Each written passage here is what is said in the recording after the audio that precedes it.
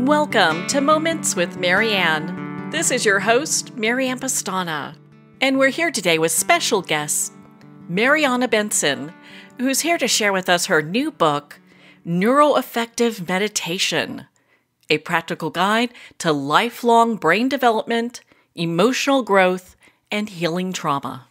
So are we ever too old to heal our trauma? Mariana is here to share with us just that. Mariana Benson is a psychotherapist and trainer in neuroaffective development psychology. She's an author and co-author of many professional articles and books, including the Neuroaffective Picture Book. She has taught in 17 countries and presented at more than 35 international and national conferences, and she lives in Denmark. So welcome to the show, Mariana Benson. Thank you. Thank you very much, Marianne. I'm very excited to be here. I'm looking forward to it. It's such a joy to have you here. I know you were asked to write this book. Can you share with us why that is? Why write this book now? Well, I did say yes. So I guess I could look into why did I say yes? I think it was the sense of starting to teach meditation, which I haven't always done. I'm a psychotherapist originally, and then I've been teaching psychotherapy for a very long time. And then I started, since I was meditating, I started offering meditations in the morning for those who wanted to join, which turned out to be a surprising number of people. And then some of them asked me to do a workshop. And then after a few workshops, I found that I was saying many of the same things. And then I was asked by one of my German students whether I'd be interested in writing a book. And it seemed to me that was in fact a good thing to do, because I have both of these two foundations. One foundation, which is 40 years of work with psychotherapy and different forms of psychotherapy, and then also 30 years of meditative practice in my own practice as well. So it seemed to me that was a good perspective to bring that bridge, and that's really what the book Neuroaffective Meditation is about. That sense of bridging from the brain understanding of psychotherapy and into meditation and back again, as it were. I think that's something a lot of people are really craving right now, because there is this big push in regards to not only healing ourselves, but being, self-aware of where we are just mentally, but also from a spiritual aspect as well. I think there is, and I also think that it tends to become, in many ways, a new set of training requirements, kind of like going to the gym, and in many ways, I think that there's a quality of something else which is perhaps at least as important, perhaps more important, which is listening to life, to the way that aliveness works in us and that our lives work in us, and see what that teaches us. So I think that's what I try to bring to it.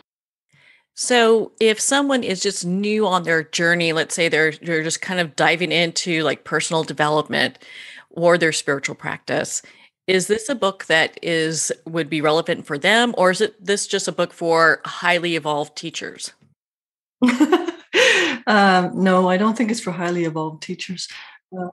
Although I know some highly evolved teachers that have been quite happy with it, but my sense is that it's really written primarily, I guess, for the people that I train, because those are the people that I've been having these conversations with.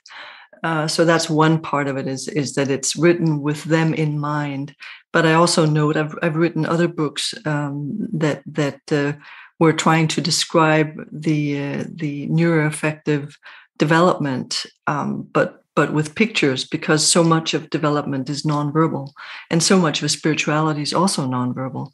And so I find that all kinds of people respond to that, all the way from children in school that call me because they want an interview about why I did something in particular in a certain chapter, and all the way up to psychiatrists who are in charge of their local psychiatric wards. So it seems to me that all kinds of people like what I write. So I guess it's for whoever likes it. Yeah, whoever resonates with it. Well, and just the title of your book, I think, is very provocative in many ways because it says neuroaffective meditation. A lot of people are going, okay, what does that really mean? Yeah, yeah. Well, I think that most people know what meditation means, so maybe not go into that so much. But neuroaffective is really, for one thing, it's a term for the developmental psychology that my colleague Susan Hart and I work with. That we have a ton of books in Danish and a few in English and a couple in German about. So that's one part of it. But where did that come from? It came from originally, I think that Jaak Panksepp, who was a neuroscientist, he died some years ago, and he started working back in the 60s, where everybody was working with neurocognitive processes. And he insisted on beginning to map the affective, the neuroaffective. Well, actually, he called it affective neuroscience. So that was the emotional side of neuroscience, but not just emotions, but the general sense of why we mammals like to do things. And he found 7 basic affective states that he described. And we work with those affective states, but we also work with both where they come from and also where they go to in terms of how do we think when we feel certain things. If we're happy, we think in one way. If we're sad, we think in a different way. If we're angry, we think in a third way. If we're sexually excited, we think in a fourth way. So, there are all these different ways of looking at partly what we sense in our bodies, which is a process without words, and which is part of the affective dimension.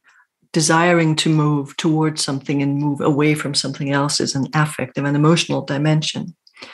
And at the next level, we have what we recognize as feelings, so sadness, anger, joy, and a lot of other things as well. But then we move up again to the prefrontal level, to the mental level, the cognitive level, where we think, and we can also think with or without kindness, with or without our hearts. And mainly when we talk about the kinds of thought that go on at in the neuroaffective psychology, we're talking about thinking about ourselves and thinking about other people. And that the thoughts that we have are hopefully infused by kindness or by heart feeling, by empathy of some sort. So that's a brief lecture on it. Well, thank you. I appreciate you kind of breaking that down for us, because I think a lot of people are looking to have like a deeper connection in their meditation practice, and to be able to really understand that, I think will help them get to whatever level they're wishing to explore further. Yeah, and I think that it's easy to make meditation a bit too cool, largely because the thing that has caught the attention of the Western mind, of our Western minds, is the dimension of mindfulness and of awareness, and the other dimension, which is at least as important, is a dimension of the heart, is a dimension of kindness, the dimension of caring, the dimension of being able to look at yourself and other people with gentleness, and that's incredibly important. And it's also a very deep pathway, and largely a pathway that doesn't talk, that is not primarily verbal. In your book, you talk about how go through these different phases in life. And I think there's so much importance to understanding these. And you start with the rebuilding phase. And I'd love for you to kind of dive into that for our listeners.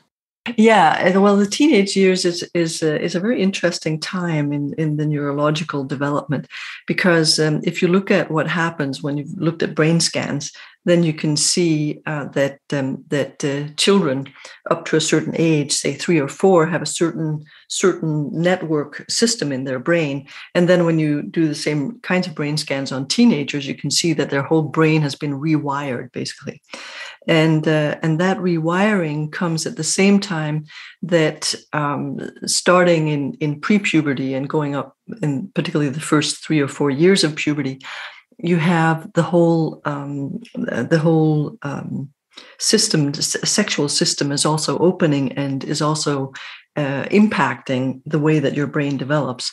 So you have a huge amount of change going on. The person is growing. The child the teenager is growing and is growing larger, but it also means that the nervous system is a little bit slower than the rest of the body, and that means that your nerves can actually be 1 or 2 millimeters behind the rest of the system. At the same time, we're also meeting added demands in school and added demands in our networks and our first romantic relationships, and a different level of cognitive capacity because of all the new patterns that are showing up in our brains. And at the same time, our brains also just turn off. The prefrontal cortex, which does our thinking, also turns off without warning, because then that's what happens when things are being rebuilt and certain networks are being taken down and are dying, and other networks are suddenly starting to sputter into action. So it's a very, very complex and very, very fascinating time to explore that teenage dynamic. At the same time, there's also often a very strong interest in spirituality as it happens. So it's a time when young, you can't really call them children, and they're not yet adults, but this group of young people, they're really deeply engaged in finding the values that they want to live by. And I think that's a very tender and essential time of life. I know in your book, you kind of talk a little bit about this, where traumatic experiences can happen. So as someone is getting a little bit older and maturing, at what point can they start working on these traumatic experiences that are holding them back? Well, I think that you can work with traumatic experiences at pretty much any time. I mean, I've seen very solid trauma work done with infants that were about 3 months old. I've personally, a long time ago, but I have certainly supported parents in working with children with birth trauma, for instance, when they were just a week or so old. So you can start working at whatever time. It just depends on how are you working. So you can work with children with if you use the language of the autonomic nervous system, which is the most basic of the 3 levels that I work with. There's the level of sensation, that's the most basic. The next level is the level of emotion, which is kind of the intermediate level that we share with all mammals. And then finally, there's the prefrontal level, or the neocortex. I say the neocortex because the prefrontal level is primarily engaged in the thought processes, but it also refers to the rest of the cortex in the brain. But if you work with the most basic systems, so you work with the sensory system, the autonomic nervous system, then you're working primarily with 2 things. You're working with rhythm and with synchronization, with finding a sense of synchrony between you and the other, just as we do with babies. And we can do that with adults as well.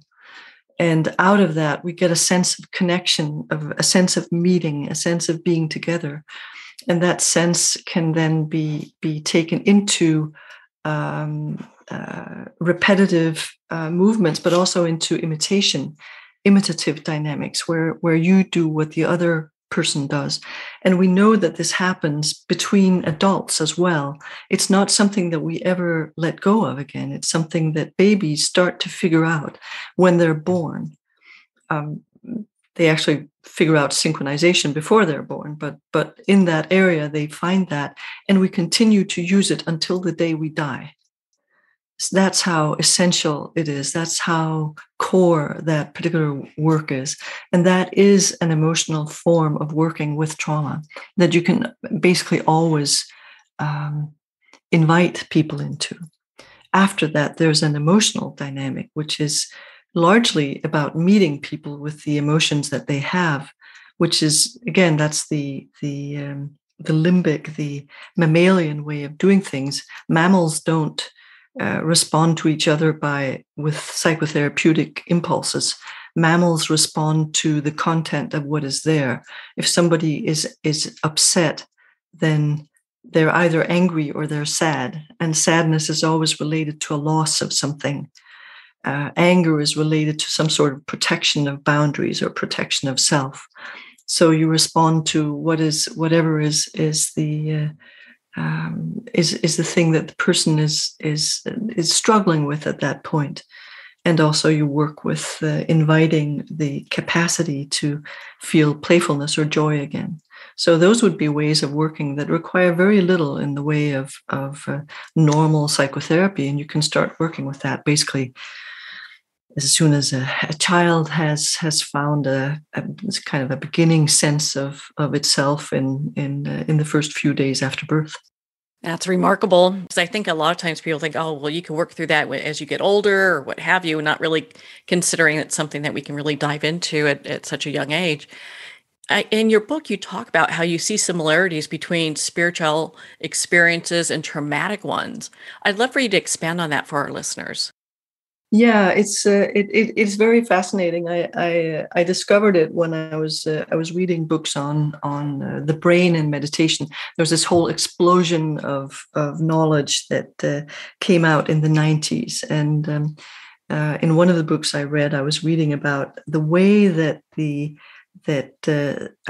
certain research subjects or research subjects in general responded when they were in what was called in this research, it was called absolute unitary being.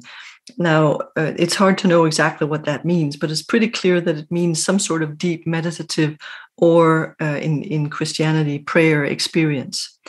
And what the researchers described was that what happened was that the person went into this state of being where the autonomic nervous system, which has two parts to it, one that speeds us up and one that slows us down or stops us.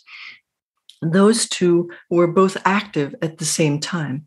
And if we look at how that works in spiritual practice, what we see is that the person is, for instance, meditating, or the person is working with a mantra, or the person is praying to God.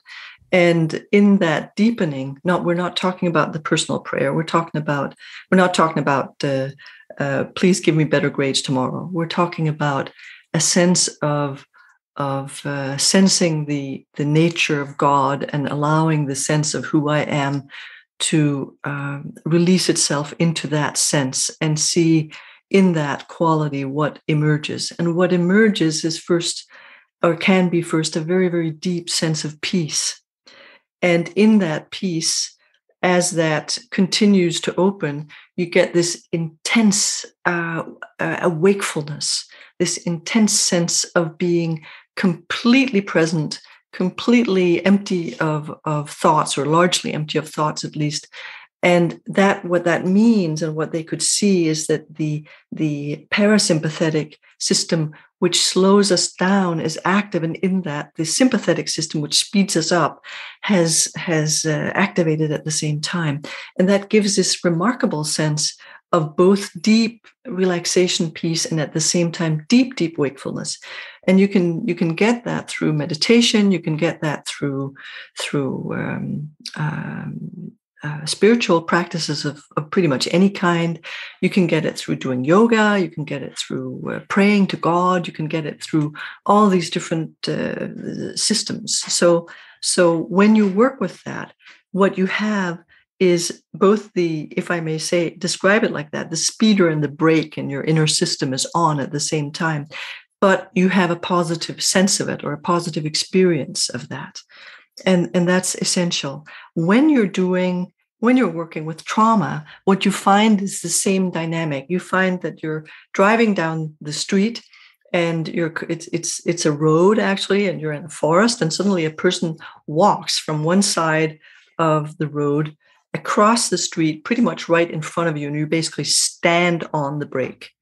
And the car behind you slides out to the side because they're also standing on the brake.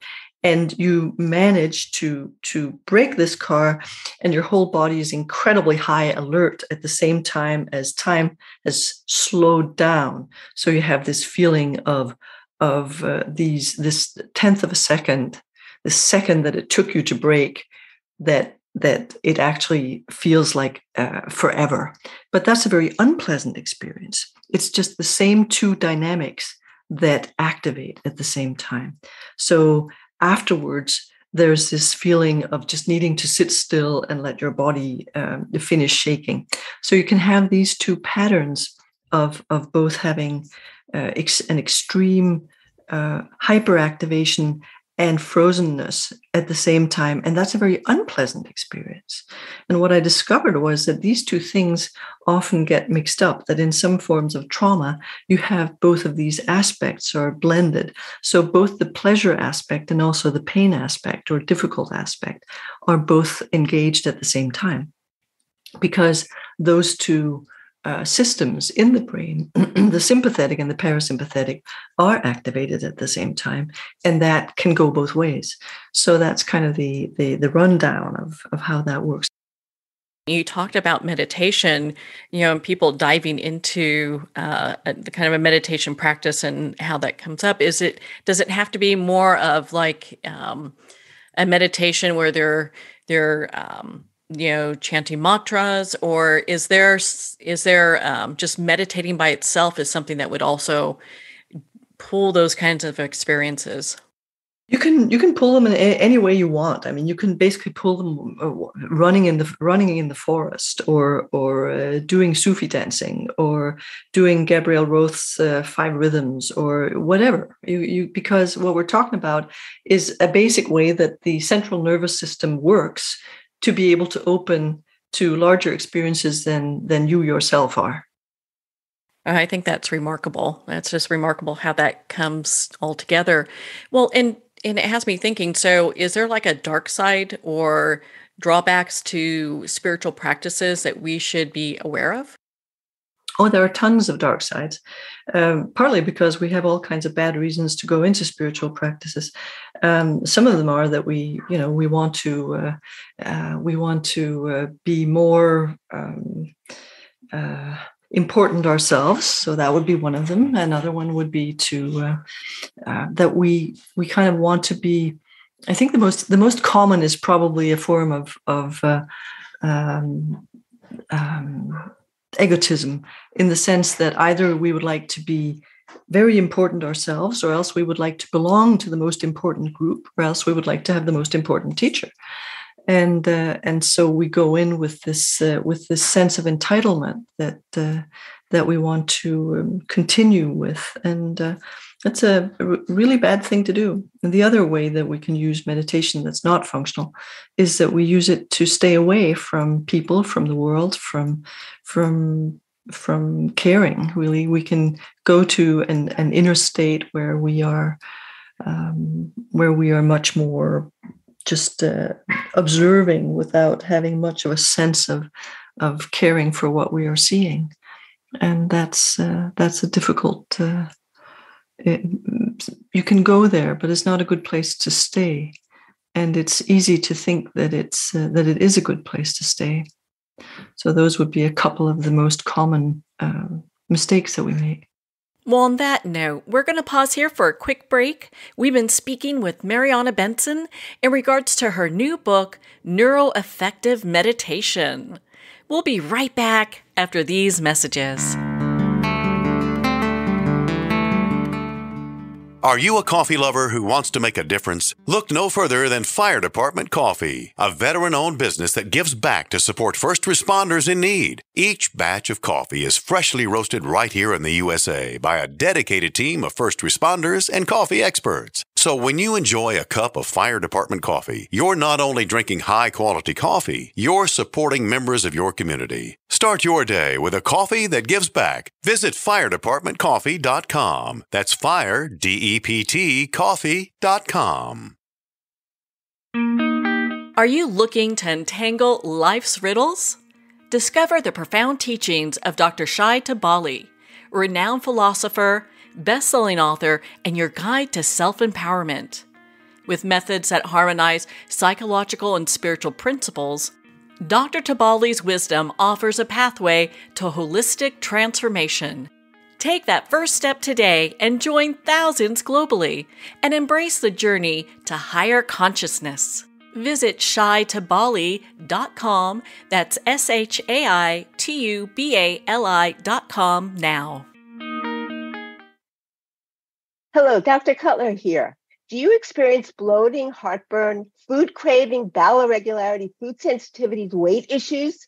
If you do not digest your food, you may be deficient in macronutrients, which your body needs for optimal health. DrEllenCutler.com teaches that this is an enzyme deficiency. I believe the most important supplement is a full-spectrum digestive enzyme, Dr. Ellen's Way Digestive Enzymes. Hear more about it at DrEllenCutler.com.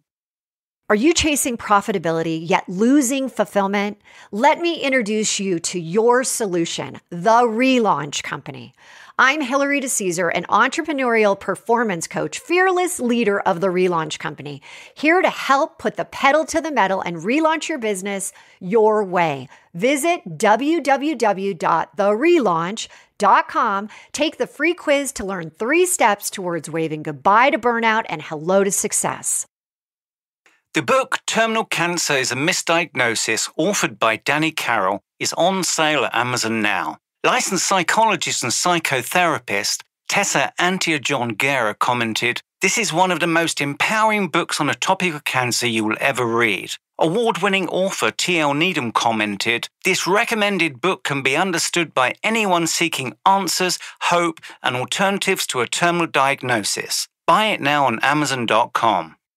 Are you feeling disconnected from your life and your body as a woman? Do you feel numb emotionally and/or sexually and just not sure how to feel really alive again, or maybe for the first time? Are you struggling with body and self-acceptance, especially during menopause? If you'd like to reclaim your feminine and learn more about women and gynecology and how it can help empower your life, contact Gina Cloud at www.ginacloud.com. I'd like to thank Jason Eastwood at Guitarfulness for sharing his inspiring music and talent with us. His music is known worldwide for cultivating atmospheres of harmony, inner peace, and clarity. Visit Jason's website at guitarfulness.com. Join his newsletter, be part of his community, and download his music. Welcome back to Moments with Marianne. We're here today with special guest Mariana Benson, who's here to share with us her new book, Neuroaffective Meditation, a practical guide to lifelong brain development, emotional growth, and healing trauma. So before we went for break, we were talking about spiritual groups and some of the things just to kind of look for. One of the things I've heard quite often is the talk of spiritual arrogance, where we try to appear that we're more than or better than the person next to us when we're all equally the same. I'd love to hear your thoughts on that. Yep. And I mean, it's just like any other kind of arrogance. We're still people.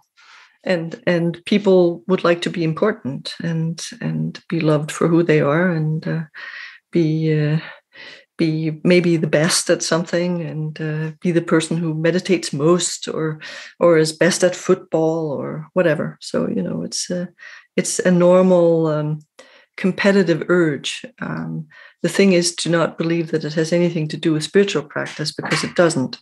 It has something to do with being a human being, which is to be a mammal. So. Yeah, it's just kind of a trait that we have. But once we're aware of it, then we can, if we're walking a spiritual practice, I would think that we would be able to notice it and go, oh, okay, this is not what I want to do. I think we often notice it, and then we either try to insist that it might be something else, or we can sometimes notice it and say, this is not what I want to do, and then it will come back in a different form. It's kind of a very deep desire. It's not a very manageable thing. I think it relates to for one thing, realizing that we need to work with most things perhaps for the rest of our lives, and because it's so deeply set in our feel-good system that we're good at something, that we're good enough at something, and I also think that it needs to relate to the fact that we're also really bad at a lot of things, and that we have a lot of impulses that are not spiritual, and that are not kind, and that get irritated with people and want to compete with other people, and basically that part of the time we're porcupines. Part of the time we can be caring and loving, and then the caring and loving kind of goes to sleep, and then we get really nasty or irritable or withdrawn, or whatever our pattern is. And part of, I think, what spiritual practice is a recognition of both those things, of both the light and the darkness in us, and a willingness to care about that, and to care about the light and the darkness in other people as well. So you have this chapter that's on meditation and prayer in the brain. Mm-hmm. And you start off by saying meditative prayer or prayerful meditation. Mm-hmm. So what is the difference, and why would we choose one versus the other? I think the only reason to really choose a practice is because it seems to fit you. It has to fit something really deep inside you. The thing about meditative prayer or prayerful meditation is that really they go together. Meditation, as I believe it started, but certainly as I practice it, is something that has a fair amount of prayerful intention in it, kind of a turning to the presence of something that's much deeper and much wider than we are, and that actually doesn't have a name, or else it has 1,000 or 1,000,000 or 10 million names. And in that aspect is a turning of our heart. It's not just a turning of our minds. Meditation is generally considered to be a turning of the mind. Prayer is generally considered to be a question of the heart. So when you blend those two, you actually get what I think is a more appropriate attitude for where we want to go, which is deeper into where the world lives, and farther away from our usual concerns of being good enough or bad enough, or having meditated enough, or not perhaps liking other people enough, or whatever we're concerned with. I can understand that, because I know a lot of times people get on themselves going, gosh, I haven't meditated. I don't have time. And then they feel like their entire spiritual practice is, just kind of down the tubes, because it's like, okay, well, I wasn't able to dedicate any time to this. And I love how you talk about even, like you talked about running in the forest, even that can be a meditative practice. Yeah, it's not a terribly. If you have a goal of deepening, for instance, if you have a goal of deepening a sense of being able to draw, let's take that, just because it's something else than meditation, then you wouldn't go running in the forest. You would go sit with a pen and probably something that you could draw, and then you would try drawing that. So if you want to deepen something, then you need to realize what you want to deepen. If you want to increase your condition, and you also want to empty yourself out, then running in the forest is a really beautiful way of doing that. If you want to really deepen your sense of meditative, I guess inquiry is the word that comes right now, but your sense of meditative heart sense, then you would want to have time where there is more silence. And I think that running in the forest could be a beautiful way to start that. There are usually, in a meditative practice, you usually have one way to start your meditation. Running in the forest could be a fine way to do that. And it tends to open you up to the presence of the forest, which is in itself a very beautiful thing that most people can access. So that would be a way to start. And then at some point in time, to sit down and listen to your heart, which will be beating quite hard because you've been running, and then listen from your heart, then listen outwards into what's happening in the world around you, in the forest, in yourself, in your feet, in your hair, in your breathing, in the trees around you, in the birds in the trees, and whatever is going on. There were so many takeaways from your book, and one that really stuck with me is being present in the moment that we're being offered. It seems that a lot of times people feel that they need to spend hours meditating if they're going to increase their spirituality to a certain level. And while I strongly believe in meditation as a way to move ourselves spiritually, removing ourselves from the world is not something that I think we should do. Being part of the world is part of our experience. And a lot of times I hear of people trying to tune that out in order to gain greater spirituality. What are your thoughts around that? No, I think that allowing our hearts to also hold the happenings of the world is one of the ways that we are actually engaged in spiritual practice. This thing about, I think it's important. I know when that for some people and at some times in one's life, it's really important to meditate for intensely enough that you can actually deepen. And meditation has many different. We have many different reasons to meditate, and some of those reasons are don't take up much time in our lives. They don't. We don't have to spend too much time to find a little bit of peace every day. So we can spend 15 minutes a day, and that will be fine. We can spend 15 minutes a week, and that will also be fine. But if you really want to drop into developing a better sense of that balance that I was talking about before, between the parasympathetic and the sympathetic, between the speeder and the brake, if you want to be able to access that, then that's something that needs practice. And when you do that practice, it requires a fair amount of practice to go really deep with it.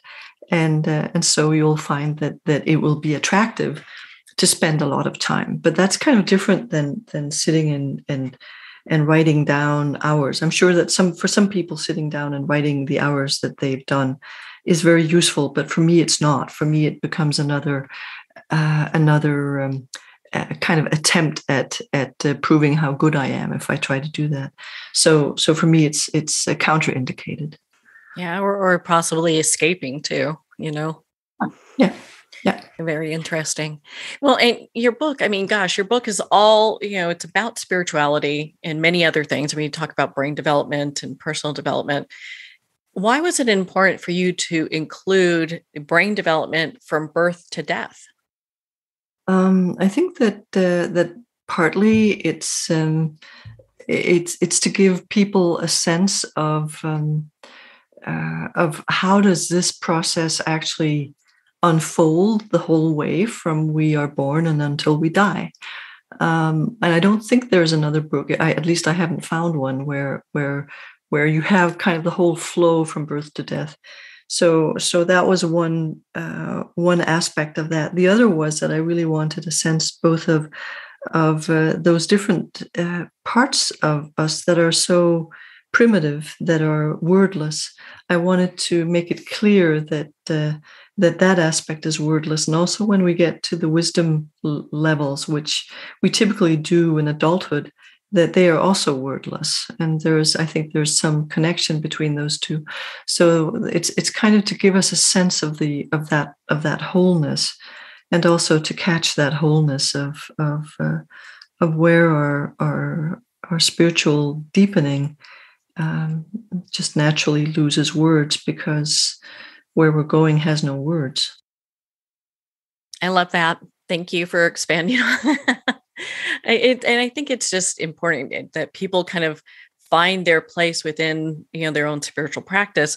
And one of the things I really appreciate is that you talk about, the whole journey, from beginning to end. And do you find that a lot of people tend to have a lot of fear when they talk about death? I think that most people have a fear of dying. Some people also have a fear of death.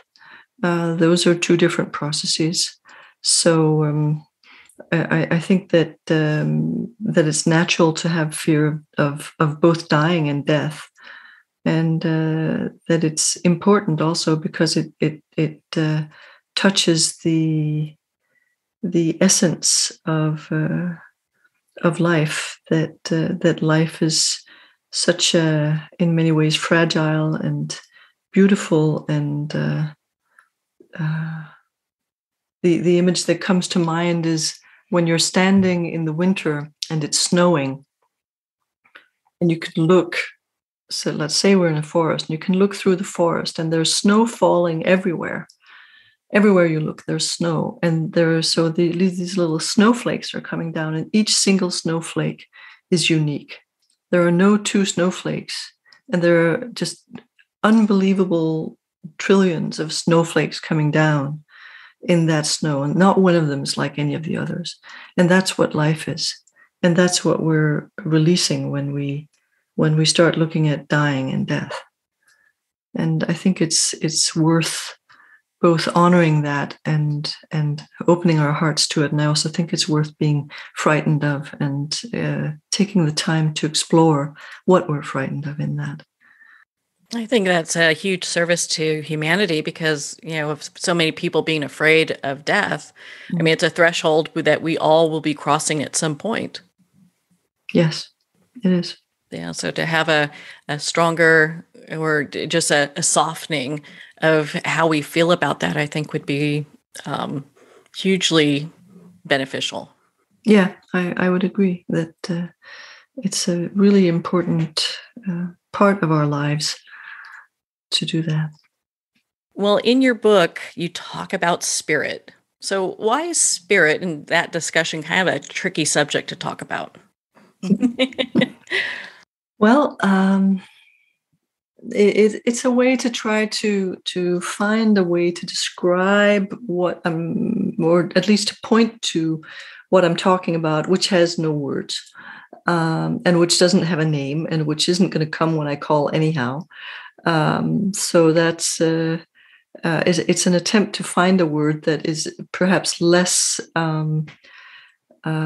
religiously bound than other words. So if I use Allah, or if I use Tara, or if I use Chenrezig or the Dalai Lama, or if I use God, or if I use the Virgin Mary, or if I use Jesus Christ, I have bound myself into a certain cultural tradition. And at this particular point in my life, and also in the book, I am actually trying to describe something that doesn't really have a specific cultural tradition. Well, I think that's a great way of putting that because, I mean, my gosh, so many people view that in so many different ways. And I found that it was very brave of you to dive into that topic in your book. But one of the interesting things, my goodness, you talk about emotions in your book and what emotions mean to us. I'd love for you to expand on that for our listeners. Well, emotions are the language. Well, emotions and sensations are the language before language. So much of our lives in these days and in these years are bound up in language and in thinking that we can think our way to just about anything. That we can also think our way to beautiful meditative experiences, and we tend to forget that most of our experience happens without language. And most of our experience continues to be without language. For instance, here I am sitting in Denmark talking with you, and you're in the United States.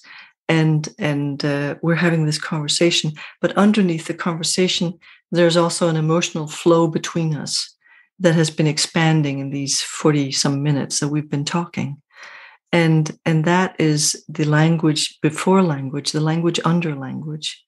And underneath that, there's also a difference of sensations that is happening in my body when I pay attention to it, and in your body when you're paying attention to it. And if we were together, we would be synchronizing differently than we are doing now. So these processes, the language before language, are essential, and they don't stop being essential. It's not, I don't believe that it's healthy, I guess, to stop being angry, for instance. I do believe that it's healthy to be able to feel one's anger, one's upset, one's sadness, one's fear. I do believe it's healthy to feel them and to not be driven by them, but to breathe with them, and with that breathing to allow the space that we have for them to become big enough to hold them, so that there's space for both, say, the fear of death, for instance, and also space for our hearts, and then to see what happens with that. I think that's a more wholesome, also more true, because it's easy to, just as it's easy to drop into a meditative kind of dissociated state where we're not really present, it's also easy to shut away feelings that we feel are inappropriate. But that doesn't make us more, that makes us less. And that's actually not where we want to go. Where we want to go is to where life is, and where life is kind of messy. It has some really messy aspects, and fear is part of that, and anger is part of that, and happiness is also part of that, and sadness is part of that, and all kinds of sensations are part of that. So how does gratitude play a part also in all of this? How does it affect our brains, our development, and also our spiritual practice? Gratitude is something that emerges later. So you have to develop, for instance, sadness, anger, and joy, playfulness. And out of that, I think when you grow older, you start to be able to distinguish different kinds of positive feelings, and you get to different heart qualities. And one of those is empathy. So caring how others feel, or caring how you yourself feel, which is self-empathy that comes a bit later. Another one is just love, which is a development out of the attachment system, that instead of just being attached to somebody, we really care about them, which is also why we grieve when they die. It's our caring system that's grieving. So you have this care that also develops into a sense of love. And love is interesting because love expands. I will get to gratitude, but love expands so that we are capable of loving not just people that we know, but we're also capable of loving other things. We're capable of loving books that touch us in the right way, or movies that touch us in the right way, or music that touches us in the right way. And the last of these heart qualities, so we have empathy, we have love. The last one is gratitude. And gratitude relates to realizing that we have been given something. Point number one. Point number two, what we have been given is not self-evident. It's not a given that we should have this, whatever it is. This, whatever it is, could be life. It could be our next breath. It could be our lunch. It could be a beautiful day with the sun shining. It could be the warmth of the first warm day in spring. So all these things are given. It could be the first flower that you see opening after winter. All these things are given. And each of them is a unique and special gift that can evoke gratitude. And waking your own capacity for gratitude tends to also take you out of the kind of the narrowness of much of the way that our personal life tends to be formed, where we are more engaged in, what we deserve and what we should have, and less in just the enormous giving of the planet to us in every moment of our lives. And that just activates, that just allows gratitude to flow. And gratitude, again, brings us to wordlessness. Well, thank you for going into that. I really appreciate it. And there's so much in your book that we haven't even begun to touch. I think I have time for one more question here. One of the things I found really just fascinating is that you also talk about animal behavior in your book. So I'd love for you to share that with our listeners. Yeah. Well, you see, all the basic feelings that I was mentioning, Jaak Panksepp, and he talks about 7 basic feelings. But if you look at where they are in the brain, they are basically organized in that part of the brain that we share with all reptiles and all mammals, and with fish as well. And then another part of the brain, which is the mammalian brain, which is involved in interpersonal relationships and the refining of that. So pretty much all our feelings and all our sensations have been with us since our first great and many more greats parents were still swimming in the oceans. So that's where these states seem to come from. And they also, if you look at it, you can see that many of the behaviors seem to activate, understandably, the same kinds of positive experiences that we get when we're meditating. So one of my favorite examples is actually when you have lizards, and lizards will make some very stereotypical movements when they go into their mating rituals. Now, lizards are not considered to be very highly developed, but they'll have these rituals where they synchronize with each other, and as they synchronize with each other, they have an explosion of positive brain transmitters going on. And you'll find that if you start doing things that are similar to that, and I could take, for instance, Sufi dancing could be one, the Gabriel Roth's 5 rhythms could be another, running in the park could be a third, and a fourth could be doing prostrations, Tibetan prostrations. Every time you start doing those, when you've been doing them for a little while, you come into this other state where you have exactly the same kinds of neurotransmitters that are exploding in your brain with pleasure. So we have some very strong predecessors that have helped us to develop our spiritual pleasure circuits for many, many millions of years.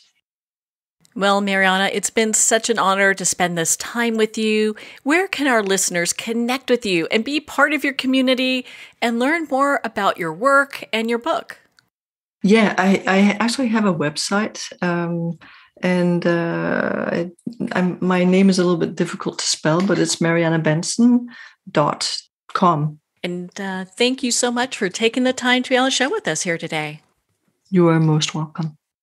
Well, thank you, Mariana. It's been such an honor to spend this time with you and to talk about your new book, Neuroaffective Meditation, a practical guide to lifelong brain development, emotional growth, and healing trauma. Neuroaffective Meditation's available at Amazon, Barnes & Noble, and all indie retailers. And if you don't see it on the shelf, ask for them to order it. Remember, please support our indie bookstores. Make sure to visit Mariana's website at mariannebentzen.com. Well, we're at the end of our time today. I'd like to thank everyone for tuning in. You've been listening to Moments with Marianne, where we make every moment count.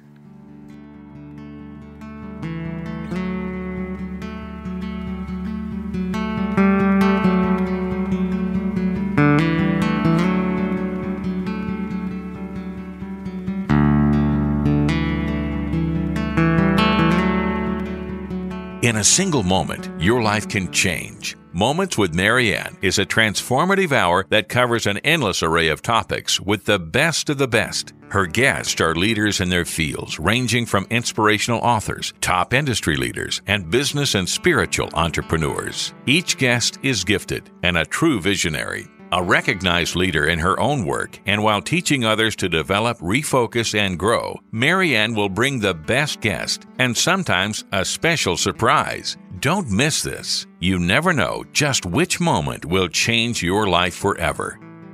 Make sure to tune in and visit momentswithmarianne.com for more information.